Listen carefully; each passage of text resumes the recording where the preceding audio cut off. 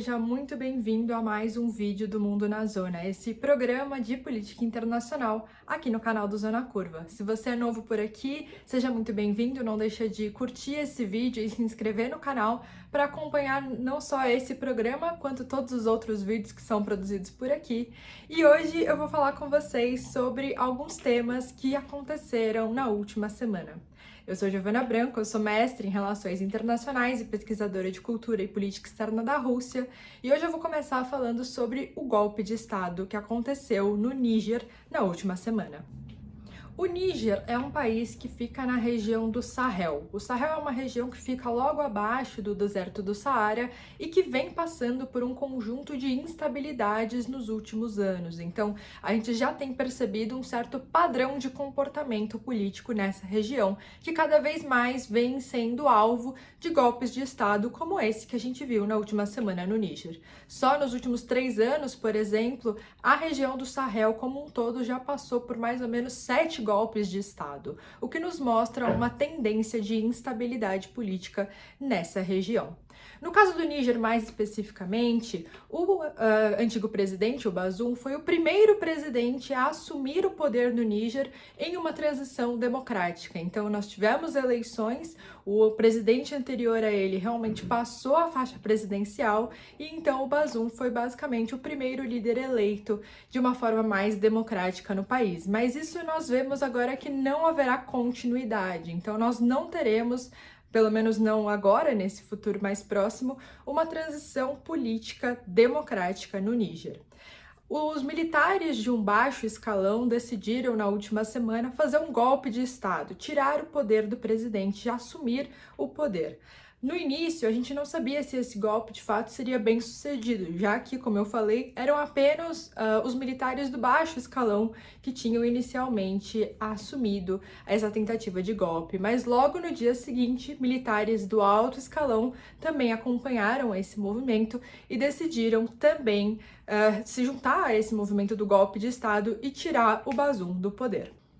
Os militares, portanto, fizeram esse golpe e se autodeclararam o novo governo do Níger, o que, é claro, não gerou poucas repercussões internacionais. Pelo contrário, vários países já estão falando sobre esse assunto. A maioria dos países não reconheceu ainda esse novo governo militar do Níger, continua reconhecendo o Bazoum, continua dando apoio ao antigo presidente, que está preso atualmente, mas nós pelo menos já tivemos uma imagem dele mais recentemente. O líder do Chad foi lá para o Níger visitar o Bazoum, justamente numa tentativa de mediar algumas conversas para tentar libertá-lo desse governo militar. Até agora nós não tivemos nenhuma novidade a respeito disso. O antigo presidente do Níger continua preso entre os militares e a maioria dos países do mundo não reconheceu o novo governo autodeclarado. A maioria dos países do Ocidente, ainda mais, condenou esse golpe militar justamente por ele infringir a democracia e os direitos dessa população do Níger.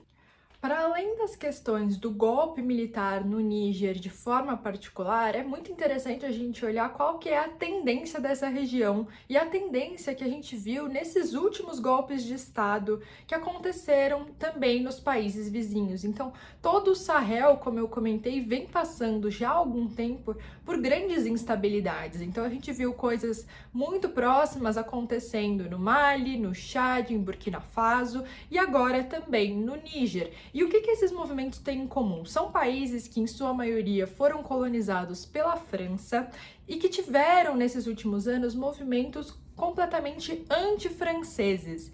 Então, a maioria desses países tiveram manifestações que queriam tirar o francês como língua oficial do país, que queriam eliminar qualquer tipo de influência francesa e, portanto, influência ainda do período colonial da sua política, da sua educação, dos seus costumes sociais. Então, todos esses países do Sahel tiveram movimentos políticos e sociais muito parecidos nesse sentido. Movimentos que são antifranceses, sim, mas sobretudo anticoloniais. Então, os discursos que a gente tem visto nesse momento são completamente anti-ocidentais também, justamente nessa ideia de que a memória desses povos é uma memória de dominação colonial que eles tentam né, superar nesse momento a partir desses golpes de Estado, que são, em sua maioria, extremamente violentos, mas que também buscam algum tipo de nacionalismo. Então, no caso do Níger, agora mais específico, foi muito forte a ideia da palavra soberania. E a todo momento, o governo autodeclarado falava sobre soberania e a importância de manter a soberania do Níger. Então, de novo, reforçando que são países de todo o continente africano, mas especialmente dessa região do Sahel, países independentes e que querem se libertar desse passado de dominação colonial, especialmente em relação à França. E outra questão também muito interessante que aconteceu nessa última semana durante esses protestos e esse golpe no Níger foi, além, né, desse movimento anticolonial, a gente viu, por exemplo, algumas bandeiras da França sendo queimadas pela população em praça pública. Uma outra bandeira que surgiu nesses protestos, nesses movimentos, foi justamente a bandeira russa. Então a gente já sabe que, por exemplo, o grupo Wagner, que é um grupo paramilitar russo privado, já atuava nessa região há muito tempo, atuava, na verdade, em todo o continente africano. Depois daquele processo revolucionário, né, do Wagner em relação ao governo russo, eles decidiram que eles não vão mais atuar na Ucrânia, então o grupo Wagner foi completamente desligado das suas operações em relação ao conflito que acontece em território ucraniano, mas eles já declararam que vão agora reforçar a sua atuação na África. Então, muito interessante que cada vez mais a gente percebe que a África vem se tornando mais um espaço de disputa geopolítica entre potências. Então, esses movimentos, em sua maioria militares, vêm nesse discurso de soberania, nesse discurso de autodeterminação de cada um desses povos, vem tentando se afastar do seu passado colonial e, portanto, se afastar de todo tipo de influência ocidental. E aí aqui, quando eu falo ocidental, eu quero dizer, sobretudo, norte-americana e europeia, em sua maioria, e vem cada vez mais se aproximando de outros atores, como, por exemplo, a Rússia, como eu comentei aqui, mas também a China. Então, olhando para um outro lado do mundo, na tentativa de estabelecer esse novo tipo de parceria. Então, no Níger foi muito emblemática essas imagens em que a gente via a bandeira russa circulando entre os manifestantes, entre a população de uma forma geral. E logo em seguida essa declaração do próprio Wagner de que vai atuar cada vez mais no continente africano, mostrando que a Rússia, então, tem sim um interesse de manter a sua presença nesses espaços que, de certa forma, foram espaços esquecidos pelo Ocidente. Então, assim como a China também tem esse mesmo tipo de pensamento, de atuação, olhar para o terceiro mundo como esse espaço muito amplo de influência possível. Esses espaços, como, por exemplo, a própria América Latina, mas, sobretudo, o continente africano, o Sudeste Asiático, espaços em que as potências ocidentais não tinham interesse de realmente se aproximar, de formar parceria, de escutar os interesses desses povos, apenas interesses comerciais. No caso do Níger, por exemplo, é um país que é muito rico em recursos naturais, como, por exemplo, o urânio. Então, é claro que a França tem muito interesse no Níger, mas são interesses econômicos em sua maioria. Agora, pensar no desenvolvimento, pensar em prover segurança e estabilidade política para essa região, a gente já sabe que não é de interesse dos países e das potências ocidentais, sobretudo. Então, há aqui um vácuo de poder, um espaço livre para outras potências tentarem ganhar mais influência. E essas potências têm sido justamente as potências asiáticas, como a Rússia e a China.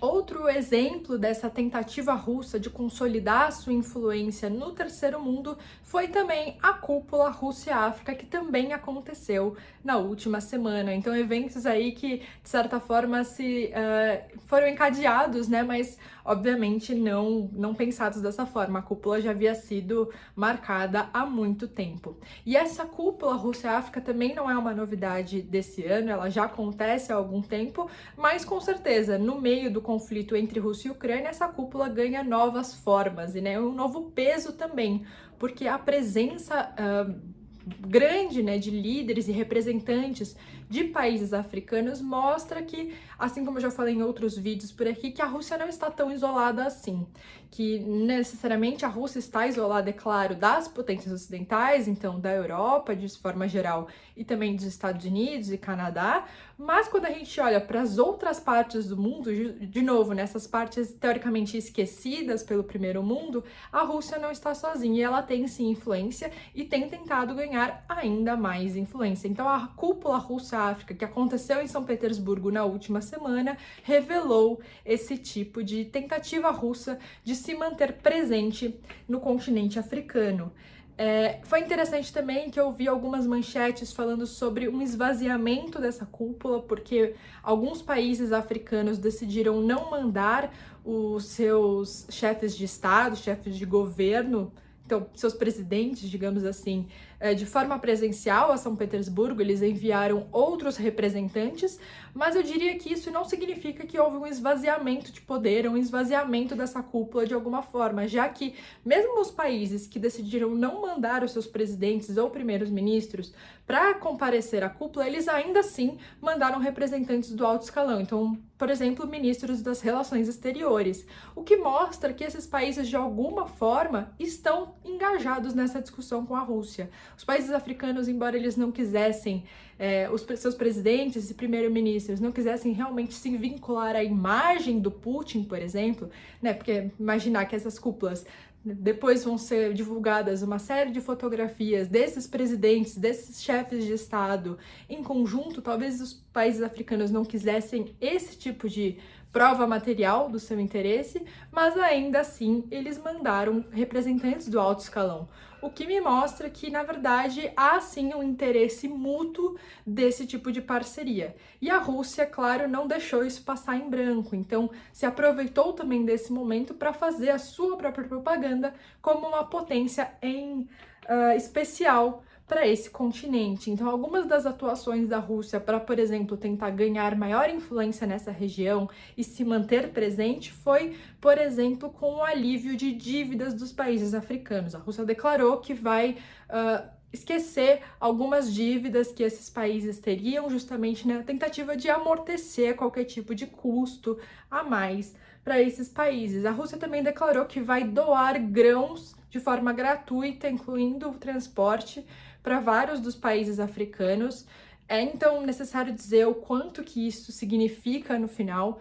A Rússia vai doar mais ou menos 5% do total das suas exportações do último ano, então não dá para dizer que isso vai acabar com a fome mundial, não dá para dizer que isso acaba com a crise alimentar que a gente vê por conta do acordo de grãos que foi suspenso há pouco tempo. Se você não sabe sobre isso, volta um pouquinho nos últimos vídeos que eu já falei da suspensão desse acordo de grãos entre Rússia e Ucrânia e quais são os efeitos geopolíticos para isso. O principal efeito deles é justamente uma crise alimentar, influenciada pelo aumento do preço dos alimentos no mundo, o aumento da inflação geral sobre os alimentos. Então a Rússia tentou, de certa forma, combater esse tipo de efeito, doando grãos para o continente africano, que tem os países mais pobres e, portanto, mais vulneráveis a essa crise.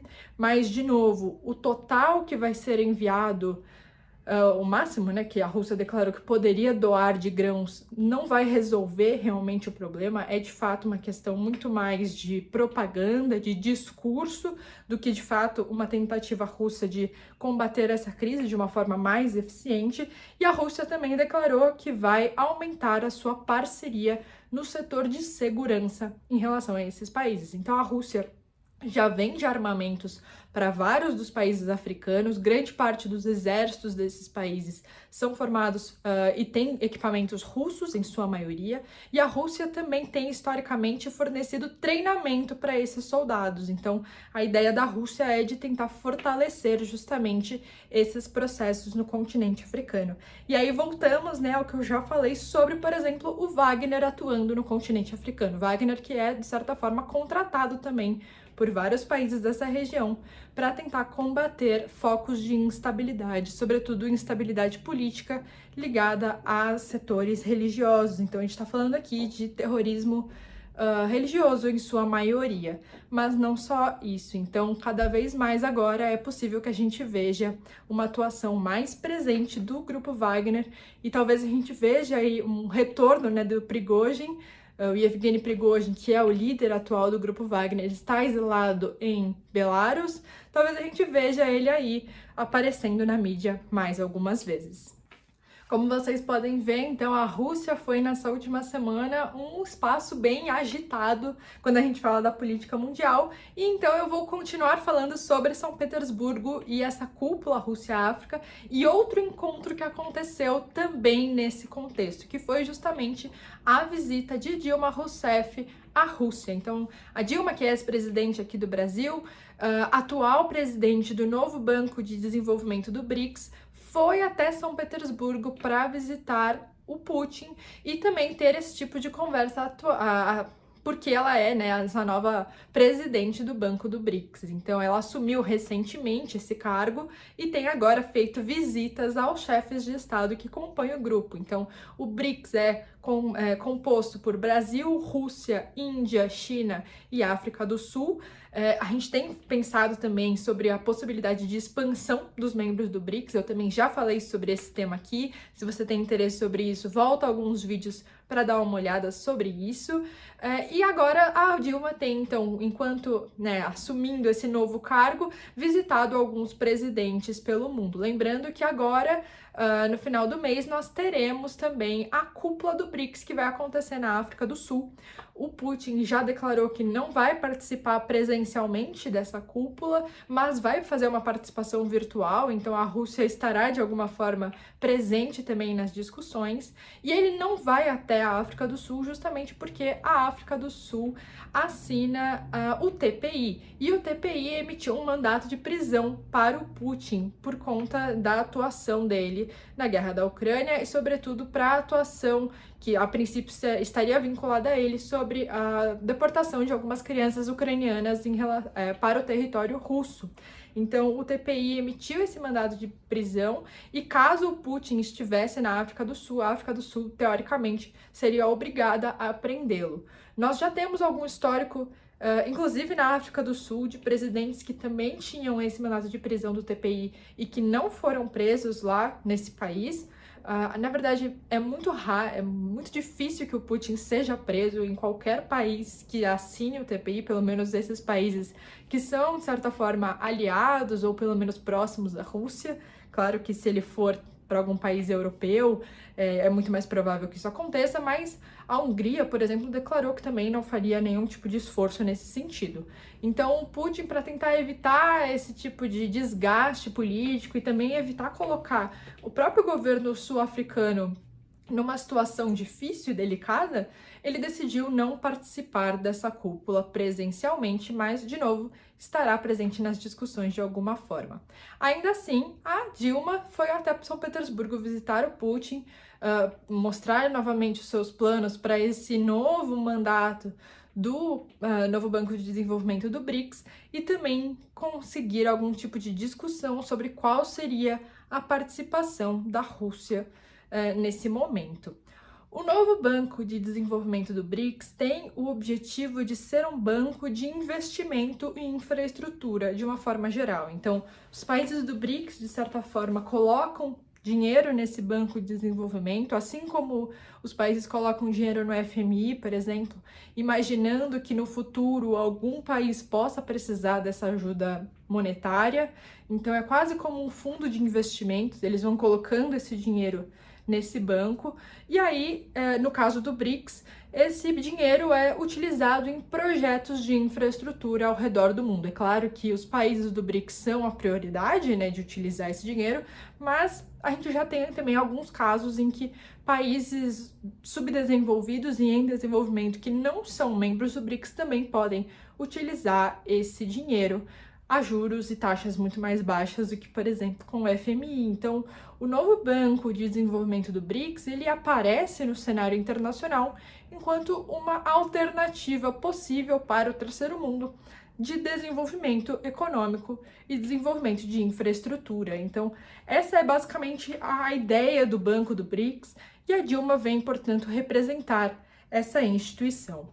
Ela deixou muito claro nessa reunião com o Putin que, nesse momento, enquanto a Rússia está em guerra com a Ucrânia, a Rússia não será incluída nesse tipo de parceria. Então, não há, por enquanto, um objetivo do Banco do BRICS de se reunir e de estar presente nas negociações com a Rússia.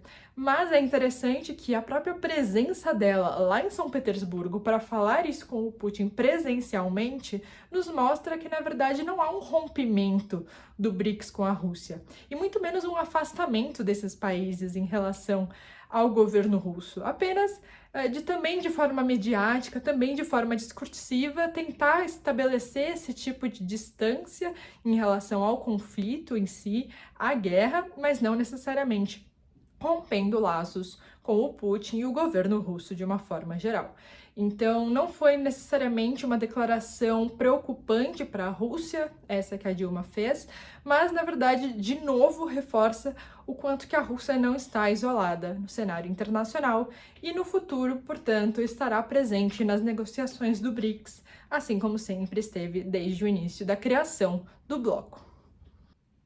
E agora, para finalizar, eu gostaria de voltar aqui para o continente americano e falar sobre as prévias do Partido Republicano. No ano que vem, 2024, nós teremos eleições presidenciais nos Estados Unidos, eleições essas que mudam os rumos da política mundial. A gente sabe que, embora existam várias outras potências aí pelo mundo, os Estados Unidos e a sua política doméstica influenciam fortemente nos acontecimentos globais.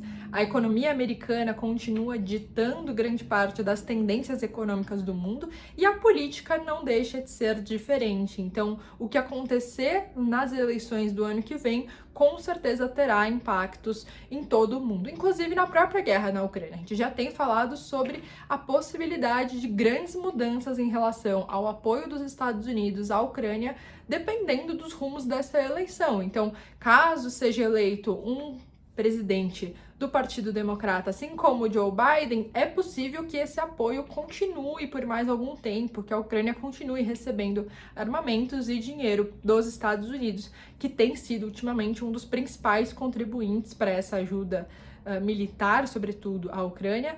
Mas caso seja eleito algum presidente do Partido Republicano, é possível que a gente veja uma ruptura dos Estados Unidos em relação a esse apoio. E as prévias do Partido Republicano para tentar entender qual será o candidato lançado realmente para as eleições do ano que vem mostrou uma clara preferência ainda por Donald Trump. Então, a gente ainda não tem esse resultado final, a gente só tem algumas pesquisas ainda, começando realmente a entender quais serão as escolhas dos partidos nesse momento, e aí é claro que o Partido Republicano chama muito a atenção com essa preferência pelo Trump. Ele aparece como favorito com uma ampla margem do segundo candidato, o que nos mostra, portanto, que nenhum candidato ainda do Partido Republicano conseguiu, de certa forma, superar o legado do Trump. E é muito curioso que mesmo, que a gente olha para o governo do Trump, que é um governo que não teve grandes ganhos quando a gente pensa em economia norte-americana, não conseguiu se estabelecer politicamente como imaginava, não foi um governo que, de certa forma, deixou grandes marcas positivas na história dos Estados Unidos, mas ainda assim esse legado tem sido muito difícil de superar. E aí, por que isso, né? O que o Trump tem, mesmo agora que tem sido investigado, enfim, tem, de certa forma, manchado um pouco a sua imagem, manchado ainda mais, na verdade, a sua imagem política, com alguns escândalos. A gente ainda não sabe também se até o ano que vem o Trump vai poder realmente concorrer às eleições, se ele poderia ser eleito diante dessas acusações e dessas investigações que vem acontecendo, mas ainda assim nos mostra essa tendência de que o Trump continua sendo uma figura que mobiliza muito bem as insatisfações dos Estados Unidos e de alguns grupos norte-americanos de uma forma mais específica.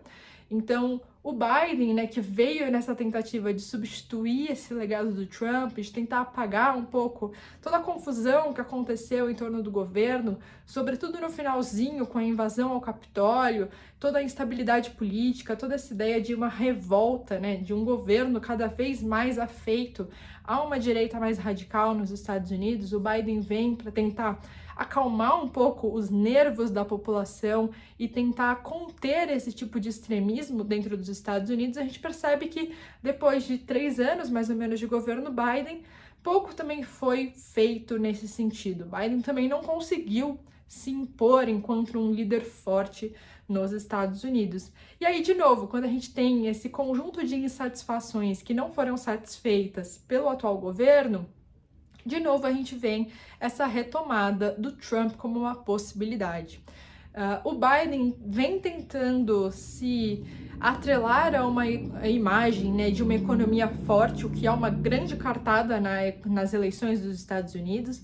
Então, a economia dos Estados Unidos nos últimos tempos vem, de fato, apresentando resultados positivos, e o Biden, é claro, vem tentando também se atrelar a essa imagem para tentar convencer o eleitor indeciso que ele seria uma opção melhor, embora ele não seja exatamente essa imagem, né, de liderança forte. Ele pelo menos trouxe esses ganhos econômicos para os americanos, enquanto que o Trump continua com essa imagem, no mínimo, turbulenta em torno de si. Então, o Trump, que durante seu governo sempre aparecia em polêmicas, sempre tinha dificuldades, né, de estabelecer parcerias com vários outros países, era criticado, sobretudo por outros líderes ocidentais. Então, tem, assim, essa imagem turbulenta atrelada à sua candidatura. Mas, ainda assim, ele aparece como principal candidato, nos mostrando que é muito difícil de superar o legado de Donald Trump nos Estados Unidos. E aí, quando a gente pensa na possibilidade real dele ser escolhido pelo Partido Republicano nas prévias e possivelmente ser eleito presidente dos Estados Unidos, quais seriam as implicações para a política mundial de um retorno do Trump? Eu já falei nos últimos vídeos aqui sobre alguns movimentos em outros países do mundo que cada vez mais vêm se tornando extremistas também. Um caso muito emblemático é, por exemplo, Israel, que eu já falei várias vezes aqui no canal, que vem, né, fazendo reformas no sistema judiciário e, portanto, aumentando o poder de Benjamin Netanyahu. A gente tem a Rússia também, que é um sistema mais autoritário. Nós temos a China, que também tem um governo autoritário. Vários países, como, por exemplo, a Hungria, a Itália, que vem se aproximando cada vez mais de governos de uma direita mais radical. Querendo ou não, essa tendência, embora ela tivesse mais forte lá em 2016, 2017, 2018, ela não foi necessariamente acabada nos últimos anos. Embora a gente tenha visto o enfraquecimento, desse fortalecimento da extrema-direita no mundo, não necessariamente a gente não tem nenhum tipo de tendência nesse sentido. E um retorno do Trump nos Estados Unidos pode também causar um efeito cascata de fortalecimento desses outros governos ao redor do mundo.